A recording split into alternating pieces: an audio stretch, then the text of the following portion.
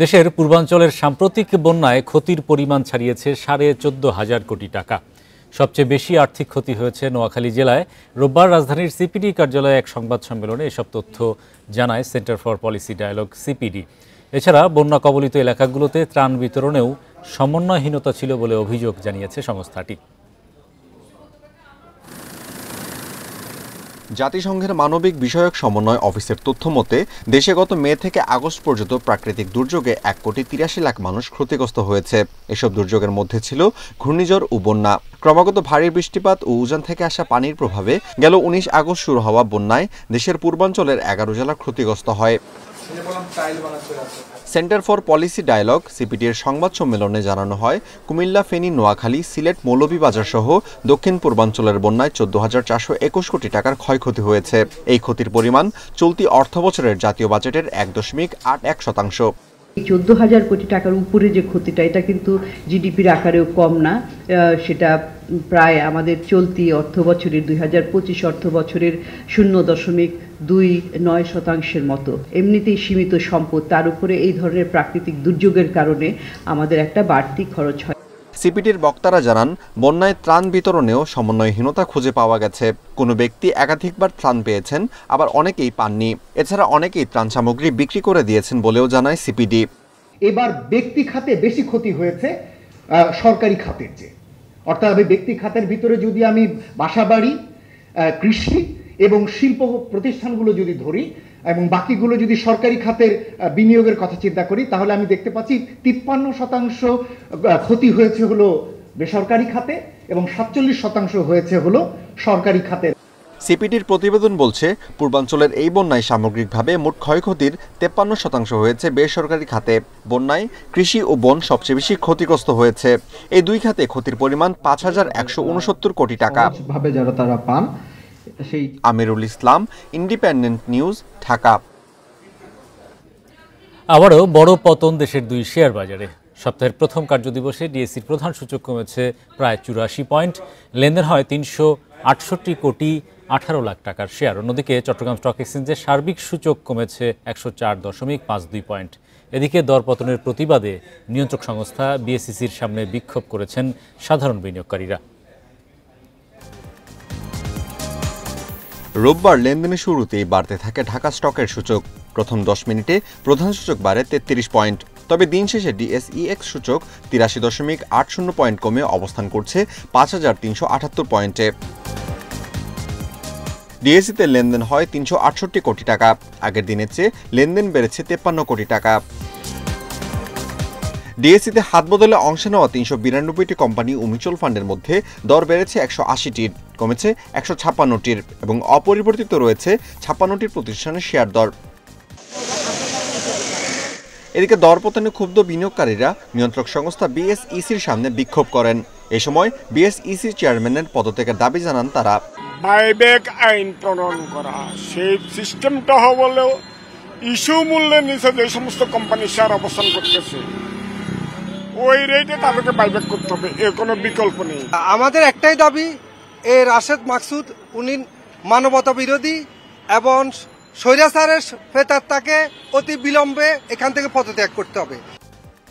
রোববার সবচেয়ে বেশি লেনদেন হওয়া প্রতিষ্ঠানের তালিকায় প্রথম অবস্থানে ছিল ইসলামী ব্যাংক, দ্বিতীয় মিডল্যান্ড ব্যাংক এবং তৃতীয় অবস্থানে ব্র্যাক ব্যাংক। শতাংশের দিক থেকে দর বৃদ্ধি তালিকায় প্রথম অবস্থানে আছে ফুওয়াং সিরামিক, দ্বিতীয় ফুওয়াং ফুড এবং তৃতীয় অবস্থানে আছে রংপুর ডেইরি। অন্যদিকে চট্টগ্রাম স্টক এক্সচেঞ্জের সার্বিক সূচক কমেছে 104.52 পয়েন্ট। লেনদেন হয় 9,64,00,000 টাকার share. Amirul Islam, independent news. এদিকে পুঁজিবাজারে 28 কোম্পানিকে জেড ক্যাটাগরিভুক্ত করায় দরপতনে আতঙ্কিত সাধারণ বিনিয়োগকারীরা। বিএসইসির হঠাৎ সিদ্ধান্তে ক্ষতিগ্রস্ত এমন অভিযোগ অনেকেরই।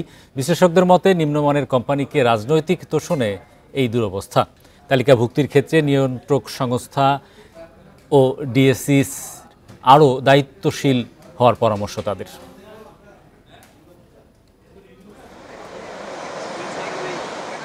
দেশের প্রধান শেয়ার বাজার ঢাকা স্টক এক্সচেঞ্জ ডিএসইতে তালিকাভুক্ত নিম্নমানের কোম্পানির সারি দীর্ঘ হচ্ছে।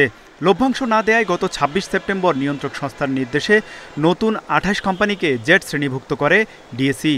এর মধ্যে উন্নত মানের এ ক্যাটাগরি থেকে বাদ পড়েছে ৫টি, এর পরের বি ক্যাটাগরি থেকে বাদ পড়েছে ২৩টি কোম্পানি। তবে এর মধ্যে শর্ত পূরণের পর এনার্জি পাওয়ার জেনারেশন ও দেশ গার্মেন্টস আবারও বি ক্যাটাগরিতে স্থানান্তর হয়েছে। হঠাৎ করে জেড ক্যাটাগরি হওয়ায় বিনিয়োগকারীদের মধ্যে আতঙ্ক ছড়িয়ে পড়ে। তাদের দাবি, কোম্পানিগুলোর ভুলের শাস্তি বিনিয়োগকারীদের ঘাড়ে চাপানো হয়েছে। 2010-এর পর থেকে ওনারা লিস্টেড করেছে, এই কোম্পানিগুলোতে তাদের অডিটর পাঠিয়ে আমাদেরকে রিপোর্ট দিতে বলেন যে তারা কি অবস্থায় রয়েছে, কর্পোরেট গভর্নেন্স কোন অবস্থায় রয়েছে। কোম্পানি একবারে টাকা নিয়ে গেছে, এখন কোম্পানি আমাদেরকে ডিভিডেন্ড দিচ্ছে না, এর জন্য হচ্ছে উনি আমাদেরকে ক্ষতিগ্রস্ত করলো। ডিএসই জানিয়েছে গত 14 বছরে 2 কমিশনের অনুমোদিত 127টি প্রতিষ্ঠানের মধ্যে 32টি কোম্পানিকে নামিয়ে আনা হয়েছে জেড ক্যাটাগরিতে। জেড ক্যাটাগরির তালিকা বড় হওয়ার ঘটনাকে বাজারের জন্য ক্ষতিকর বলে মনে করছেন সংশ্লিষ্টরা। হঠাৎ করে আমার ইনভেস্টমেন্টটা জেড গ্রুপে চলে আসলো, হ্যাঁ, মার্কেটে হিউজ সেল প্রেশার চলে আসলো, আমার বিনিয়োগ অর্ধেক হয়ে গেল। তাহলে এই বিনিয়োগকারী কি কখনো তার এই লসটা রিকভারি করতে পারবে না? তাহলে সরকারের পলিসির কারণে, অর্থাৎ রেগুলেটরের পলিসির কারণে আপনার হচ্ছে এই বিনিয়োগকারী ক্ষতিগ্রস্ত হচ্ছে। মার্কেট যে ক্যাপিটালাইজেশন কিন্তু লক্ষাধিক কোটি টাকা কমে গেছে। কমছে কারণটা কি? এই 16 বছর যে সমস্ত কোম্পানিগুলো আপনার লিস্টেড হয়েছে পলিটিক্যাল বিবেচনায়, এবং এই কোম্পানিগুলো মেজরিটি কারা আছে? ম্যাক্সিমাম এমপি, মিনিস্টার অথবা বড় বড় নেতা। নিম্নমানের কোম্পানিকে ঘিরে যেন পুঁজিবাজারে কারসাজি না হয় সেদিকে কঠোর নজরদারির তাগিদ দিয়েছেন বিশ্লেষকরা। তৌহিদ রানা, ইন্ডিপেন্ডেন্ট নিউজ, ঢাকা। গত 20 দিনে ডিম ও মুরগির বাচ্চার দাম বাড়িয়ে 280 কোটি টাকা হাতিয়ে নেওয়া হয়েছে বলে জানিয়েছে বাংলাদেশ পোল্ট্রি অ্যাসোসিয়েশন বিপিএ। শনিবার এক সংবাদ সম্মেলনে একথা জানানো হয়। সংগঠনটি বলছে, কর্পোরেট গ্রুপ ও তেজগাঁও ডিম ব্যবসায়ীদের যোগসাজশে ডিম ও মুরগির বাজারে অস্থিরতা, বাজারে প্রতিটি ডিমের দাম 2 টাকা করে বেশি নেওয়া হচ্ছে। আর এভাবেই 4 কোটি ডিমে মুনাফা করা হয় 8 কোটি টাকার বেশি। এ হিসেবে শুধু ডিম বিক্রি করেই 20 দিনে হাতিয়ে নেওয়া হয়েছে 160 কোটি টাকা। পোল্ট্রি অ্যাসোসিয়েশন আরও জানিয়েছে, 15 সেপ্টেম্বর পর্যন্ত মুরগির বাচ্চার দাম ছিল 30 থেকে 35 টাকা, তবে পরের দিন থেকে তা বিক্রি করা হয় 40 থেকে 56 টাকায়। এতে কোম্পানিগুলোর বাড়তি মুনাফা 120 কোটি টাকা।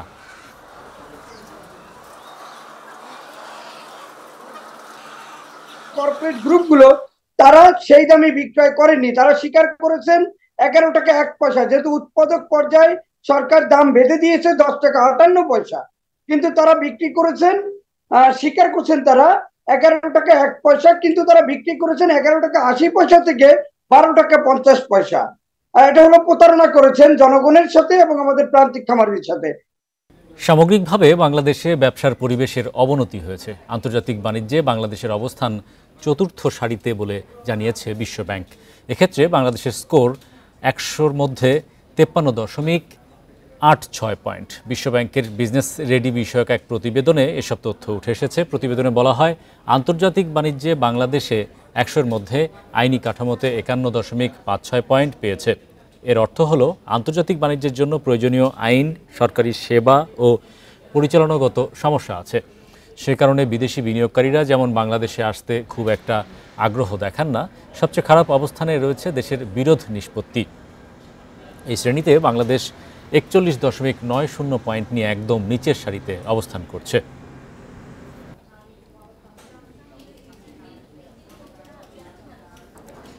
বকেয়া বেতনের দাবিতে চট্টগ্রামের আজুরার ডিপো এলাকায় বিক্ষোভ করেছেন ফারমিন গার্মেন্টসের শ্রমিকরা। সকাল 9:30টার দিকে এই বিক্ষোভ করেন তারা। শ্রমিকরা জানান, গত জানুয়ারি মাসে বেতন বাড়ানোর দাবিতে আন্দোলন করছিলেন তারা। সে সময় কারখানা বন্ধ ঘোষণা করা হয়, কিন্তু কিছুদিন পর শ্রমিক ছাঁটাই ও পাওনা পরিশোধ না করেই আবার নতুন শ্রমিক দিয়ে কারখানা চালু করে মালিকপক্ষ। বিষয়টি শ্রম অধিদপ্তর ও বিজিএমইএকে জানানো হলেও কোনো সুরাহা হয়নি। এরই জেরে সকালে বিক্ষোভ করেন শ্রমিকরা। এ সময় দ্রুত বকেয়া বেতন এবং চাকরিতে পুনর্বহালের দাবি জানানো হয়।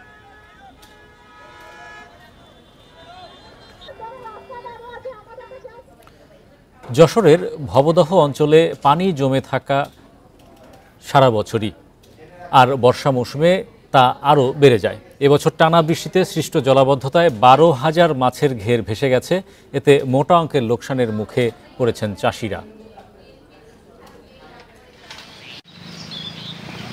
আবহাওয়া অফিসের হিসেব অনুযায়ী যশোরে সারা বছর বৃষ্টিপাত হয় প্রায় 1500 মিলিমিটার, কিন্তু এই বছর রেকর্ড ভেঙে তা 2200 মিলিমিটার ছাড়িয়েছে।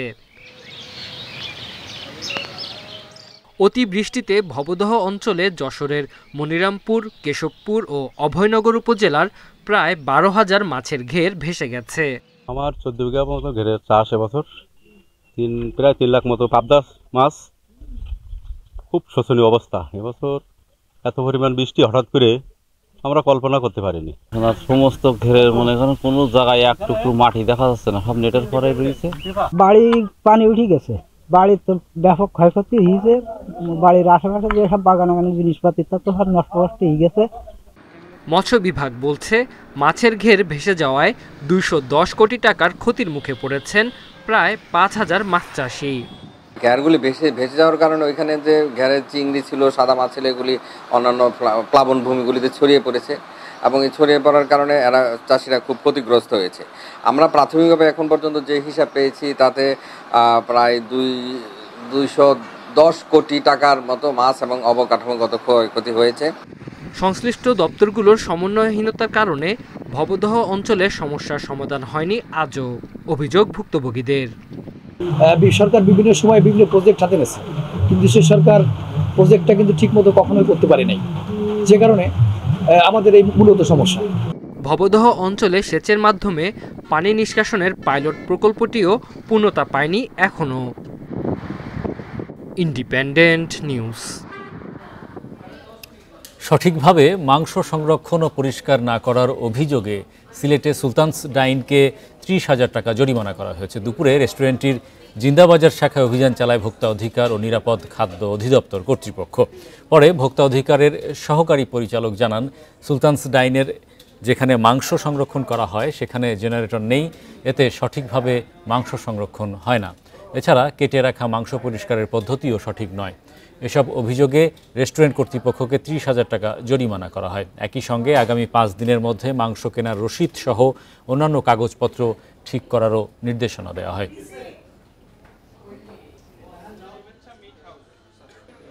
ছিল যে ওখানে কোনো ধরনের জেনারেটর ছিল না।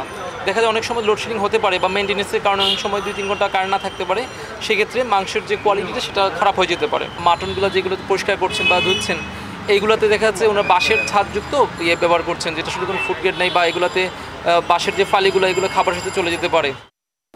এবারে জানাবো বিশ্বের প্রধান প্রধান মুদ্রার সাথে টাকার আজকের বিনিময় হার। অপরিবর্তিত যুক্তরাষ্ট্রের ডলারের দর বিনিময় হয়েছে 120 টাকা, দর কমেছে যুক্তরাজ্যের পাউন্ডের বিনিময় হয়েছে 165 টাকা 34 পয়সায়, ইউরোর দরও কমেছে, বিনিময় হয়েছে 138 টাকা 32 পয়সায়। দর অপরিবর্তিত ভারতীয় রুপির বিনিময় হয়েছে 1 টাকা 45 পয়সায়, সৌদি রিয়ালের দর কমেছে, বিনিময় হয়েছে 32 টাকা 10 পয়সায়। অপরিবর্তিত আরব আমিরাতের দিরহামের দর বিনিময় হয়েছে 32 টাকা 83 পয়সায়, কমেছে কুয়েতি দিনারের দর বিনিময় হয়েছে 393 টাকা 64 পয়সায়। মালয়েশিয়ান রিঙ্গিতের দরও কমেছে, বিনিময় হয়েছে 28 টাকা 61 পয়সায়।